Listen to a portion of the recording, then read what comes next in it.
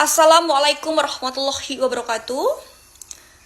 Waalaikumsalam warahmatullahi wabarakatuh. Shalom, damai sejahtera bagi kita semua. Mbak, saya mau tahu apa alasan Mbak bisa pindah keyakinan? Mungkin sebelumnya saya sudah pernah bagikan video kesaksian saya, alasan saya kenapa pindah keyakinan.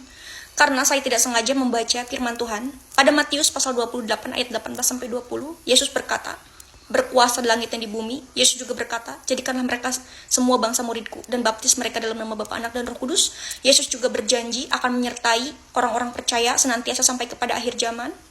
Dan di situ saya mulai penasaran, siapa Yesus Kristus? Kenapa dia berkata dia berkuasa di langit dan di bumi? Dan di situ saya mulai penasaran, saya download aplikasi Alkitab di HP saya melalui Play Store. Setelah saya membaca Alkitab tersebut di Kejadian, saya mulai sakit mata saya. Karena mungkin seharian saya membaca Alkitab menggunakan HP. Dan di situ saya berinisiatif membeli Alkitab di gereja. Dan saya baca, dan saya kaget teman-teman.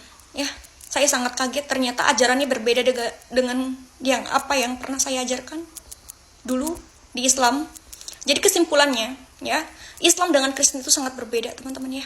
Dan saya juga kaget, ternyata Yesus itu bukan Isa. Ternyata Yesus itu adalah Mesias, juru selamat manusia. Dia mati dan dia bangkit. Itu sudah dinubuatkan, dan Yesus datang ke dunia untuk menggenapi. Yesus datang ke dunia untuk menebus dosa umatnya, dan dia bangkit, sekarang pergi ke tahtanya di sorga, dan dia berjanji akan menyertai orang-orang percaya. Dan Yesus akan datang kedua kali untuk menjadi hakim yang adil, bukan membunuh babi. Teman-teman . Pada Matius pasal 20 ayat 28, Yesus berfirman, sama seperti anak manusia datang bukan untuk dilayani, melainkan untuk melayani dan untuk memberikan nyawanya bagi tebusan banyak orang. Jadi Yesus mati di atas kayu salib untuk menebus dosa waris, dosa kita. Karena hanya Tuhan yang bisa menebus dosa kita. Pada Matius pasal 18 ayat 11, karena anak manusia datang untuk menyelamatkan yang hilang. Puji Tuhan, haleluya. Dan Yesus juga berkata pada Yohanes pasal 3 ayat 5, aku berkata kepadamu, sesungguhnya jika seorang tidak dilahirkan dari air dan roh, ia tidak dapat masuk ke dalam kerajaan Allah. Kita harus dibaptis, itu penting sekali. Baptis adalah materai di mana kita sudah ditebus oleh darahnya yang kudus.